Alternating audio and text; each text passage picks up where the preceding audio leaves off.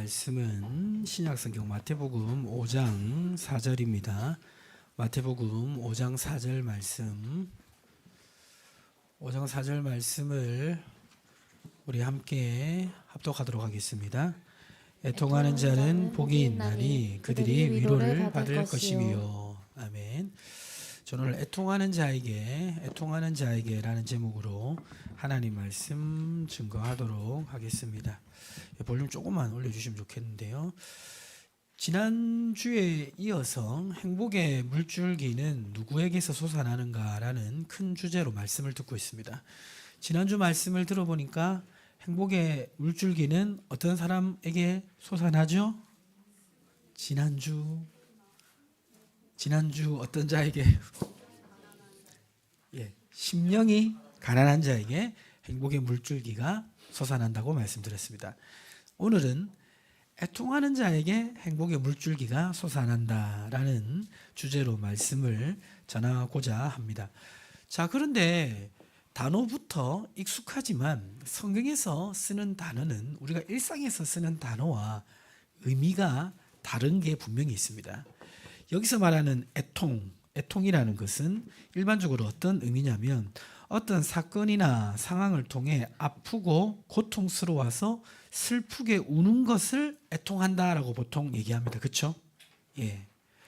지금 그 마태복음 5장 4절에서의 애통의 의미는 조금 다르긴 합니다. 자, 그런데 여러분, 지난주 명절이었는데 혹시 애통하신 분 있으십니까? 막 슬프게 막 울면서 눈물 흘리시면서 가슴 치신 분 있으시죠? 있을 수도 있습니다. 예. 명절이 그런 날인 분도 있습니다. 최근 몇 달 동안 그렇게 애통해 보셨던 적 있으십니까? 제가 보니까 몇 분 보이십니다. 애통하는 사건이 우리 인생에 있을 수가 있습니다. 자, 그러면 애통하는 것이 어떻게 복입니까? 애통하지 않는 게 복 아닙니까? 그렇잖아요. 그런 슬픈 일 없어야 되잖아요. 그런 가슴 아픈 일 없어야 되잖아요. 우리가 지난번 살펴봤던 보통 일반적으로 사람들이 생각하는 오복을 보면요, 오복 5가지 같이 한번 읽어볼까요? 건강과 평안, 덕을 쌓는 복, 평온한 죽음. 이 5가지를 누리면 복이 있다고 하는데 이 5가지는 사실 애통하고는 다 거리가 먼 거 아니겠습니까? 그렇죠? 우리가 이 5가지 복을 보면 이런 생각이 들 수 있습니다. 애통하는 일 없이 이 5가지 복을 잘 누리며 살고 싶다. 그런 생각이 들고, 또 한편으로는 애통하는 일 없이 이 5가지 복을 잘 누리고 살아가는 사람 있을 것 같은데, 그런 생각이 들기도 합니다. 그렇지 않습니까? 자, 그러면 일반적으로는 애통함이 없이 살아가는 것이 분명히 축복인데 왜 성경에서는 애통하는 자가 복이 있다라고 말씀하는 것일까요? 그리고 이 애통하는 자에게 주신 복을 우리가 잘 이해하고 받아 누리기 위해서 기억해야 될 것은 무엇일까요? 그것을 살펴보길 원합니다. 첫 번째로 기억해야 될 것은 같이 한번 읽어볼까요? 애통하지 않는 인생은 없습니다. 자, 어떤 인생은 없다? 옆에 계신 분들 한번 보십시오. 애통할 일이 없을 것 같아도 다 애통할 일이 있습니다. 이 오복을 보면요, 애통하고 거리가 먼 것 같고 오복을 온전히 누리면서 애통과 상관없는 삶을 살아갈 수 있을 것 같은데 그 거짓말입니다. 제가 하나씩 설명해 드리겠습니다. 자, 오복의 첫 번째 복이 뭐죠? 장수의 복이죠. 근데 이 장수의 복을 누리고, 볼륨 조금만 더 올려주십시오. 장수의 복을 누리고 애통함이 없이 장수의 복을 누리려면 자기만 장수하면 안 돼요. 적어도 3대는 장수를 해야 애통함이 없을 수 있습니다. 제가 이번 명절에 아이들을 데리고 부산 갔다 왔거든요. 시로 간 게 아니라 아주 고난이도 사역을 하기 위해서 갔다 왔습니다. 그래가지고 감기 몸살이 났어요. 스케줄을 꽉 채워가지고 정말 바쁘게 명절 사역을 감당하다가 빼먹을 수 없는 사역이 하나 있었는데 그게 제 오랜 친구를 만난 사역이었습니다. 이 친구는 어떤 친구냐면 제가 6살 때부터 9살 때까지 착실하게 부산의 가야질교회를 잘 다녔거든요. 그러다가 9살 되던 해 제가 몇 번 설명드렸죠. KBS 2TV인가 1TV에 미래소년 코난 딱 방영하는 순간부터 제가 주일학교를 딱 끊고 안 갔어요. 근데 제가 지혜롭게 제가 교회를 나올 때 그냥 나온 게 아니라 제 친구를 한 명 전도시켜 놓고 나왔어요. 그런데 이 친구가 잘 자라가지고 청소년부 회장이 됐습니다. 그리고 나서 제가 청소년 시절 때 방황하고 있을 때 저를 다시 교회로 데리고 온 거죠. 그래서 제가 고등학교 때 교회로 돌아와가지고 고3 때 하나님을 만나서 정말 목회자의 비전도 가지고 그렇게 되니까 이번에는 제 친구가 저를 전도해 놓고 나가더라고요. 그래서 이제 제가 다시 이 친구를 전도해야 되는구나 생각하는 마음으로 명절에 바쁜데 그 친구를 만났는데, 그런데 제가 그 친구를 놓고 항상 기도하는 이유가 하나 있습니다. 뭐냐면 그 친구가 제가 어릴 때부터 친구인데 고3 때 수능 치기 얼마 전에 이 친구의 아버지가 갑자기 교통사고로 떠나셨어요. 그 교통사고로 떠나신 그 장례식장에 제가 친구를 위해 기도하면서 제가 그런 다짐을 했습니다. 하나님께. 하나님, 내가 이 친구를 위해서 평생 기도하겠습니다. 그렇게 다짐한 기도가 있어서 항상 생각이 나요. 그래가지고 명절에 가서 친구에게 이제 네가 주님께 돌아올 때가 됐다. 제가 이렇게 권면을 했는데 이제 교회로 돌아오려고 준비하고 있더라고요. 물론 그 친구가 교회로 돌아와도 저는 이제 떠나지 않습니다. 예, 믿음이 이제 바로 섰기 때문에 이제 떠나지 않습니다. 그런데 제가 그 친구를 보면요, 어릴 때 아버지를 떠나보내고 어머니와 동생을 두고 청년 가장으로 살아가는 모습을 보면 항상 마음 한편에 안타까움이 있습니다. 저도 그런데 그 친구의 마음 속에는 얼마나 슬픔이 있습니까? 그러니까 자기가 아무리 장수해도요, 부모님이 일찍 떠나시거나 또 자녀도 나보다도 오래 살아야 그게 장수의 복이지, 애통함이 없는 복이지, 3대가 장수하지 않으면 애통은 피할 수 없습니다. 장수만 그렇습니까? 그 다음 뭐죠? 예, 부유함. 우리 청년들 가난을 아십니까? 제가 지금 우리 어른들한테 이렇게 말하기 저도 부끄럽습니다. 예, 저도 뭐 70년대 후반생이라 진정한 가난은 겪어보지 않았는데, 여러분 가난을 아세요? 가난의 그 서러움을 아십니까? 이 가난의 서러움은 어떤 때 일어나냐면, 가난으로 인해서 차별을 당하거나 인생의 중요한 기회를 가난 때문에 놓친 경험이 있으면 그거 정말 가슴 아픈 사건이 됩니다. 애통함이 됩니다. 그래서 그러한 일 없이 부유함을 쭉 누려야 애통함이 없는데, 이 부유함은 지속적으로 누려야 됩니다. 그리고 그 부유함이 부모 세대뿐만 아니라 자녀 세대까지 이어져야 애통함을 안 가질 수 있는 것입니다. 제가 보면 정말 안타까운 그런 경우들을 한 번씩 보는데, 그런 경우가 언제냐면 부모님이 정말 괜찮게 사셨어요. 그런데 그러시면 안 되는데, 우리 부모님 절대 그러시면 안 되는데, 자녀가 사업한다고 집이고 재산이고 다 밀어준 거예요. 근데 자녀가 사업이 망해버렸어요.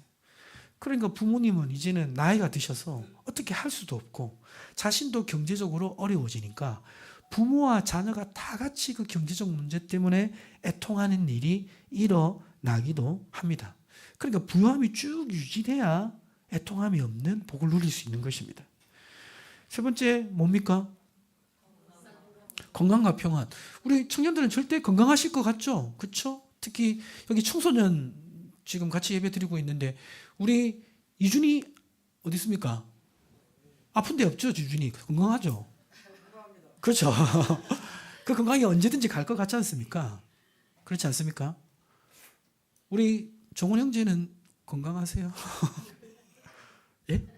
예, 아직 20대 건강합니다. 그런데 이제 30대부터 조금씩 달라지기 시작하면서 몸이 약해지는 속도가 예상보다 빨리 찾아옵니다. 예, 지금 웃으신 분은 공감하시는 거죠.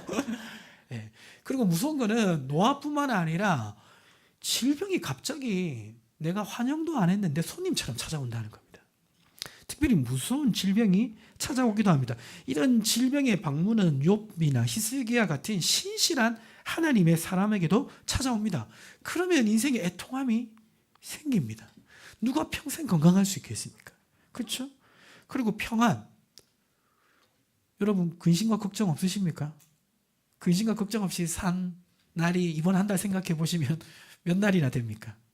특별히 부모는 자녀가 있는 순간부터 자기가 편안해도 자녀가 근심 걱정이 있으면 그 근심 걱정이 나의 근심 걱정이 되고, 자녀가 좌절하게 되면 그 좌절이 나의 좌절이 되고, 자녀가 믿음의 삶을 잘 살지 못하면 나의 낙심거리가 되고, 이 부모는 자녀를 보면서 애통하며 눈물을 흘릴 수밖에 없지 않습니까?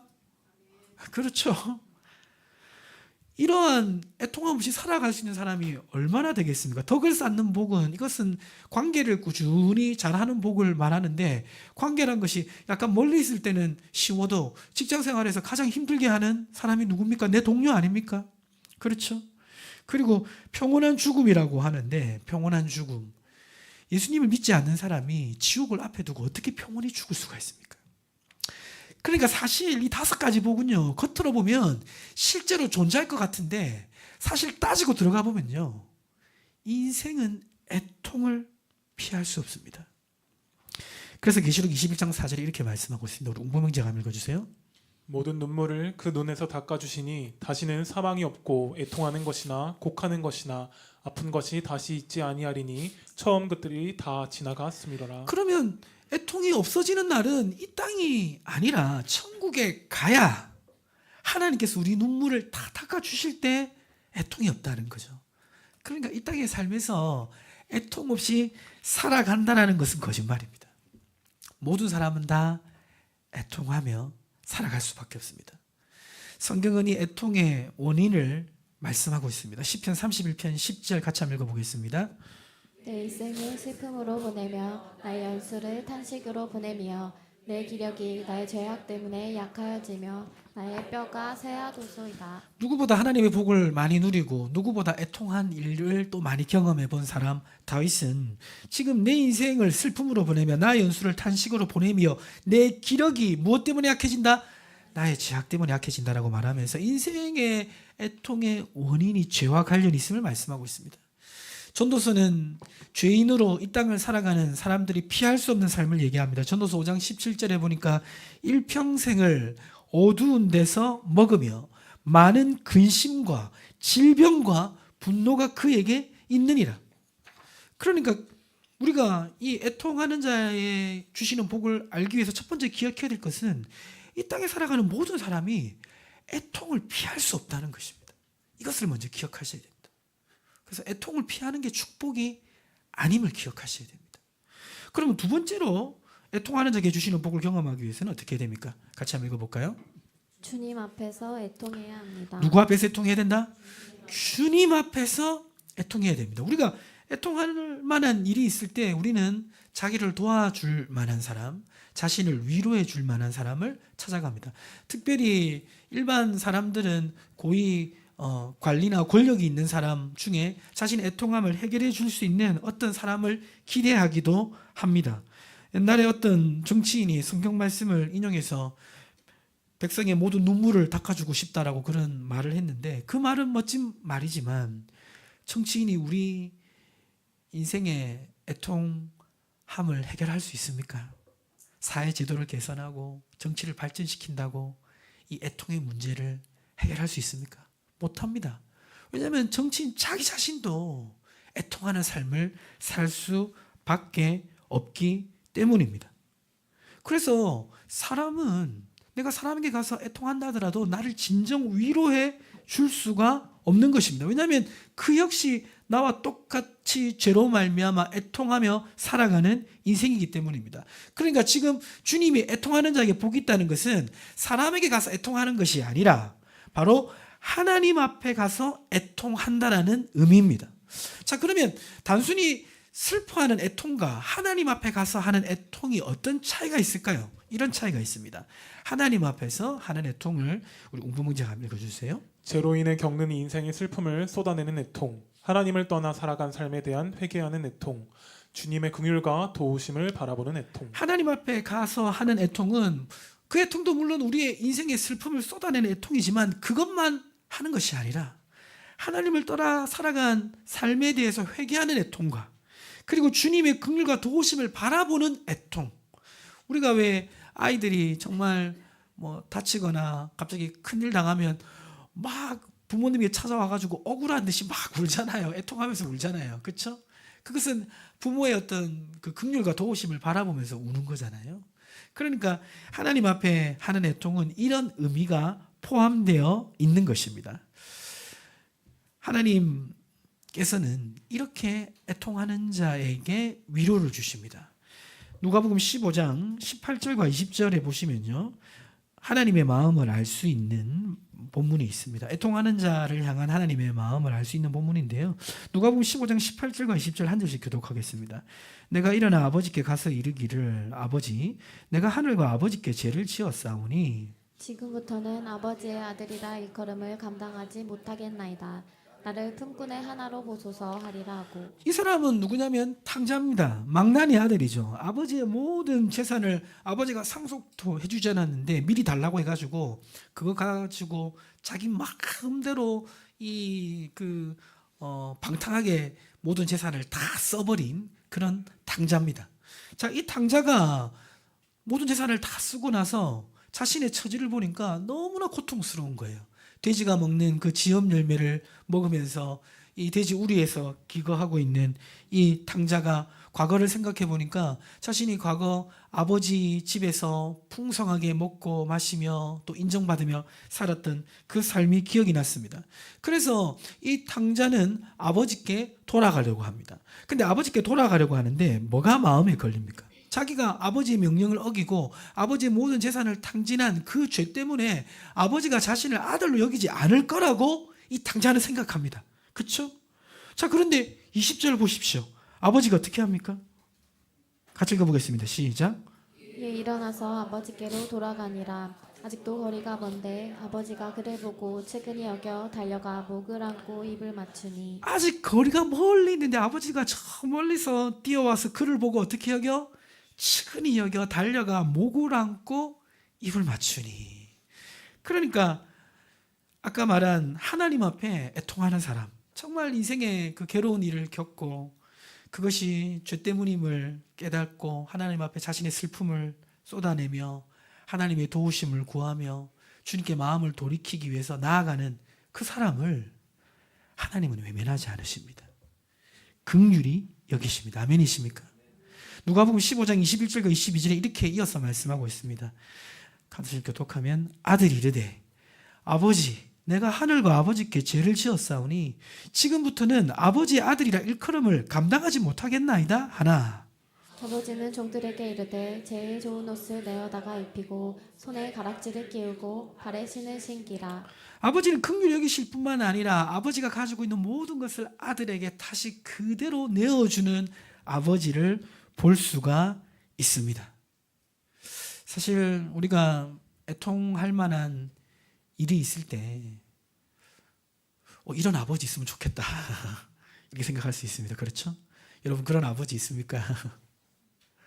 예, 과거에 계셨을 수도 있지만 지금은 다 연세가 드셔서 우리 장년 성도님들은 이제 나이가 많으시게 되셨을 것이고 이런 아버지를 또 두고 있는 우리 청년들이 있을 수도 있습니다. 그리고 없을 수도 있습니다.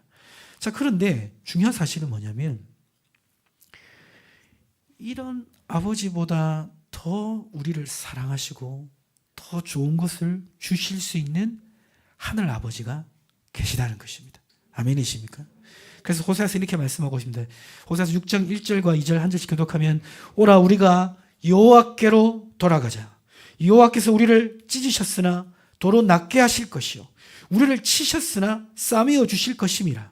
여호와께서 우리를 살리시며 셋째 날에 우리를 일으키시리니 우리가 그의 앞에서 살리라. 분명히 이스라엘 백성이 그렇게 범죄해서 하나님을 속상하게 하고 자기 마음대로 살다가 이제 돌아왔는데도 하나님께서는 싸매시고 돌보시고 일으키신다고 말씀하고 있습니다. 왜 그렇습니까? 호세아 14장 4절에 그 이유가 나타나 있습니다.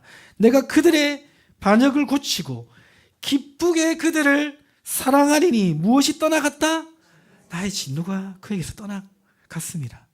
아들은 탕자는 자기가 잘못한 것을 아버지가 아직도 기억하고 정죄할 거라 생각하지만 이미 아들이 그것을 잘못한 것을 깨닫고 돌아올 때 아버지는 이미 그 아들을 용서했습니다. 아멘이십니까? 우리가 하나님 앞에 애통하는 마음으로 죄로 인해 겪는 인생의 슬픔을 쏟아내며 애통하며 하나님을 떠나 살아간 삶에 대해 회개하며 애통하며 주님의 긍휼과 도우심을 바라보며 애통할 때 주님은 이미 우리의 잘못을 용서하셨는 줄 믿으시기 바랍니다. 언제 용서하셨습니까?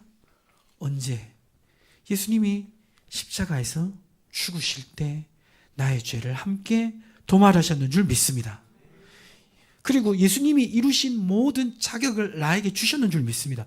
탕자는 자기가 생각할 때 자격이 안 된다고 생각하고 자신의 잘못을 아버지가 아직도 기억하겠다고 생각하지만 아버지는 이미 그것을 용서하셨고 아버지는 아버지의 자녀의 권세를 아들에게 그대로 준 것처럼 우리가 하나님 아버지 앞에 나아갈 때 하나님 아버지는 우리의 죄를 이미 용서하셨고 아들로서의 신분을 우리에게 주셨는 줄 믿습니다. 이거를 교환이라고 하는데요. 무슨 교환이라고 하는데 우리 복음의 기초 훈련 받으신 분들 그 무슨 교환이라고 하죠? 무슨 교환? 다섯 글자 있잖아요. 뭐뭐한 교환. 그렇죠. 자신감 있게 말하면 좋을 뻔했는데 무슨 교환?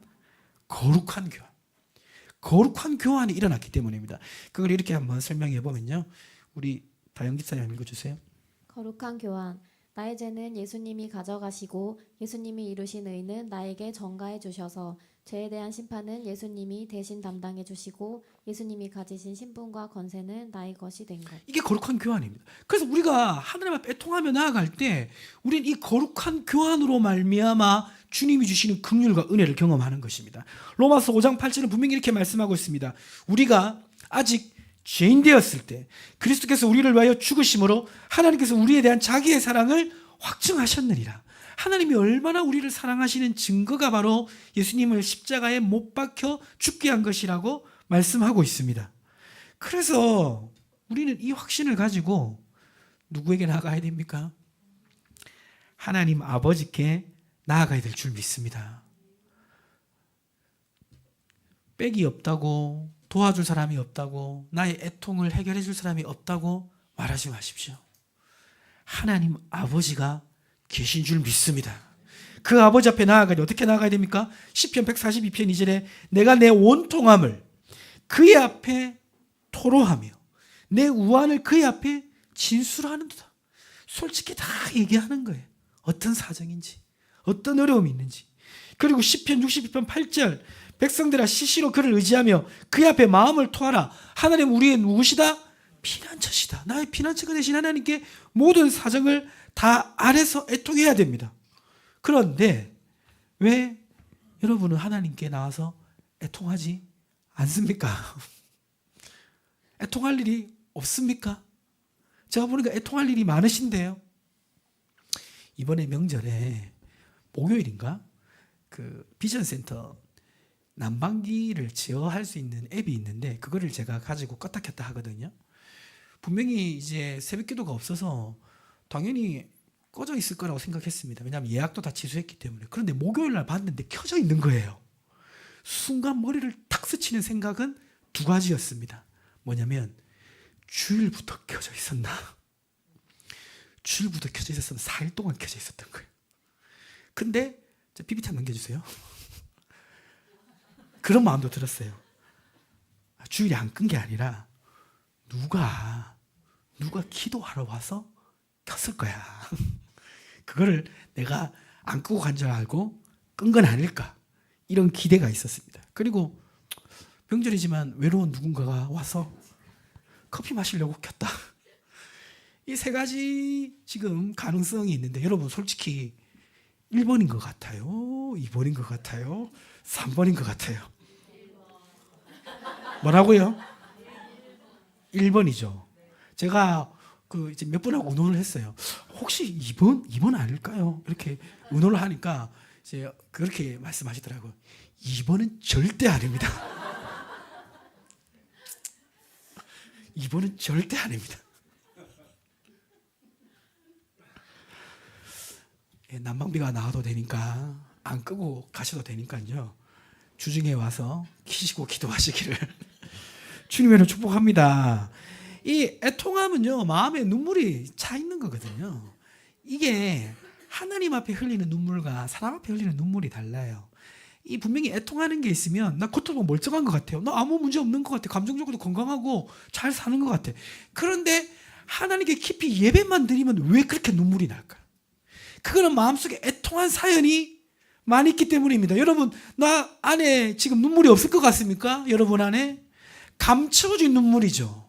분명히 지금 내가 애통해야 될 일이 있는데 나 자신을 위해서, 자녀를 위해서, 또 과거의 어떤 사건 때문에 애통할 일이 있음에도 불구하고 그것을 그냥 묻어두고 핸드폰 영상이나 이런 거로서 감각적인 만족으로 이런 것이 없는 것처럼 시간을 보내도 그 안에 눈물은 사라지지 않습니다.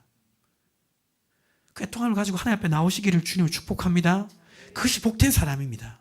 그럼 어떻게 나와야 되느냐? 나는 아침형 새벽형이다. 한번 손 들어보십시오. 나는 아침형 새벽형이다. 아무도 없으세요? 그러면 나는 저녁형이다. 예, 우리 그 성도님들이 이제 지혜로 와서 제가 이렇게 들라고 하는 이유를 다 아세요. 그래서 안 드시는 거죠, 그렇죠? 예, 아침형 새벽형은 새벽기도와 수요 오전 예배에 나오셔서 말씀 듣고 기도하시면 되고, 저녁형은 언제 나오셔야 됩니까? 금요기도에 나오라는 걸 미리 간파하시고 손을 안 드시는데 꼭 기도에 안 나오셔도 나오세요. 그리고 어떻게 보면 그 기도에 오는 것도 좋지만 혼자 오면 더 좋을 수도 있어요. 왜냐하면 혼자 오면 정직해지거든요. 이런 경험 꼭 해보셔야 돼요. 이 회중과 함께 찬양할 때 하는 찬양하고, 오늘 우리 찬양 많이 했잖아요. 회중이 함께 찬양하는 거하고 여기 고요한데 아무도 없는 데서 혼자 찬양하는 거하고 느낌 다릅니다. 여기서 혼자 고요히 찬양하면요, 개인적으로 하나님 깊이 느껴져요. 그러면 더 정직하게 기도할 수 있습니다. 그때 애통하며 하나님께 나아가시기를 주님을 축복합니다. 그것이 복 있는 사람입니다. 마지막으로 애통하는 자에게 주시는 그런 복을 경험하기 위해 기억해야 될 것 무엇입니까? 같이 한번 읽어볼까요? 애통하는 자에게 위로의 복을 주신다는 사실입니다. 자, 애통하는 자에게 무엇을 주십니까?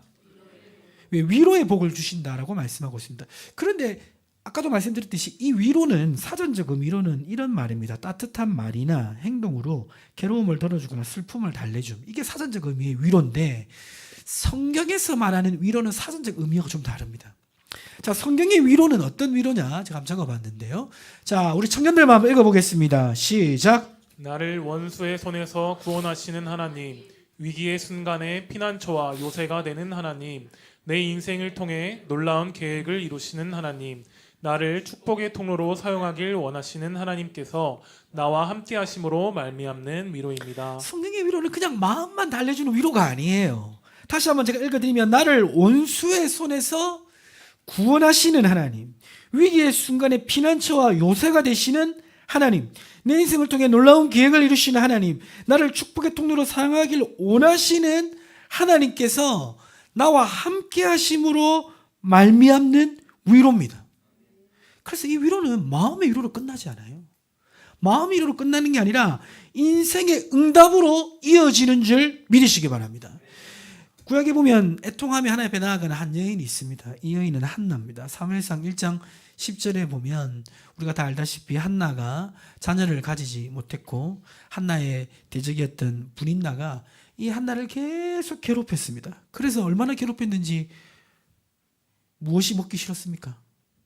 밥이 먹기 싫을 정도로 정말 괴롭힌 거죠. 그리고 뭐 남편이고 뭐고 그냥 너무 괴로워가지고 마음이 무너져 있는 상황이었습니다. 근데 이 한나가 마음이 괴로워서 그 괴로운 마음 가지고 있는 게 아니라, 남편이 내가 있으면 되지 않냐 이렇게 해도 그것으로 안 된다는 것을 이 한나는 알고 있었습니다. 인생의 애통은요, 사람이 위로 못해요. 하나님께 가지고 나아가서 어떻게 합니까? 기도하고 통곡했습니다. 자, 그러면서 어떤 일이 일어납니까? 11절 말씀을 우리 청소년들만 한번 읽어볼까요? 11절 우리 청소년들 크게 한번 읽어보겠습니다. 시작.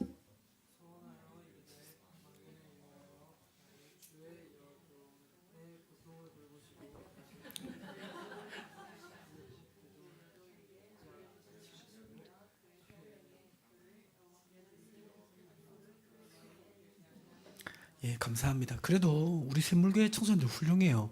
다른 교회에서 시키면 안 해요. 아, 진짜 우리 청소들 진짜 훌륭합니다, 진짜. 예. 지금 애통하면서 지금 자신의 아픔을 얘기를 하다가 지금 보면 기도가 어떻게 바뀝니까? 소원하여 이르되 만군의 여호와여, 만일 주의 여종의 고통을 돌보시고 나를 기억하사 주의 여종을 잊지 아니하시고 주의 여종에게 아들을 주시면 내가 그의 평생의 그를 여호와께 드리고 삭도를 그의 머리에 대지 아니하겠나이다. 지금 처음에는 자신이 너무 괴로워가지고 얘기를 하다 보니까 어떤 생각이 들었냐면, 자신은 지금 아들이 없어 너무 괴로운데, 이스라엘 사사시대 때 지금 엘리 제사장 때 하나님의 사람들이 다 타락해가지고 하나님 뜻을 이룰 하나님의 사람이 한 명도 없는 거예요. 그러니까 한나가 자기가 너무 안타까워서 기도하러 갔다가 하나님 앞에 애통하다가 그 하나님의 마음이 느껴진 겁니다. 그러면서 자신의 애통의 문제를 기도하면서 하나님의 피로도 같이 묶어서 기도한 거예요. 그래서 아들도 다 주십시오. 대신 그 아들을 하나님 필요로 하시니까 하나님께 드리겠습니다라고 한 겁니다. 하나님 쓰시라고. 그리고 나서 어떻게 됐습니까? 사무엘상 1장 18절 말씀 보시면 이르되 당신의 여종이 당신께 은혜 있기를 원하나이다 하고 가서 먹고 얼굴에 다시 뭐가 없었습니까? 근심빛이 없었더라. 그거는 그동안 이 지금 한나의 인생을 꽉 짓누르던 그 근심, 애통하는 마음이 어떻게 됐다? 사라졌어요. 이거는 위로부터 오는 위로가 임했기 때문입니다. 여러분, 위로부터 위로가 오면요, 어떤 슬픔도 위로받습니다. 아멘이십니까? 옆으로 오는 위로는요, 그 오래 못 가요. 금방 사라집니다. 가볍습니다.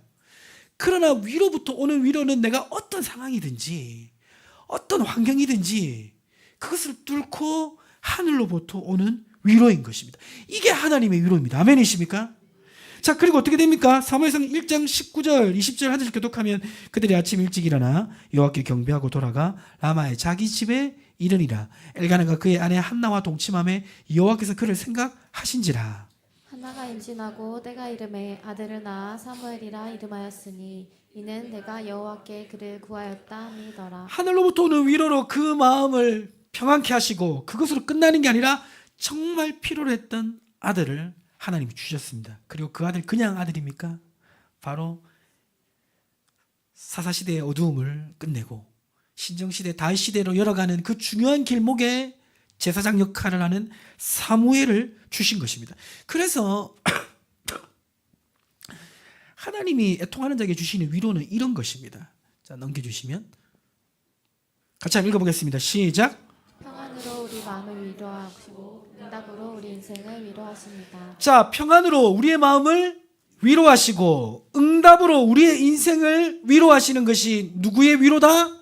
하나님의 위로인 겁니다. 애통하는 자에게 주시는 하나님의 위로입니다.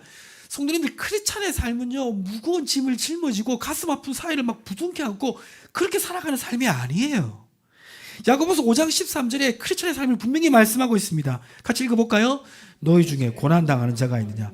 그는 기도할 것이요. 즐거워하는 자가 있느냐? 그는 찬송할지니라. 뭡니까? 슬픔과 근심이 있을 때는 애통하며 기도하고 하나님 주신 위로를 얻어서 그거 가지고 살아가는 게 아니라 하나님을 찬양하며 살아가는 게 우리 성도의 삶인 줄 믿으시기 바랍니다.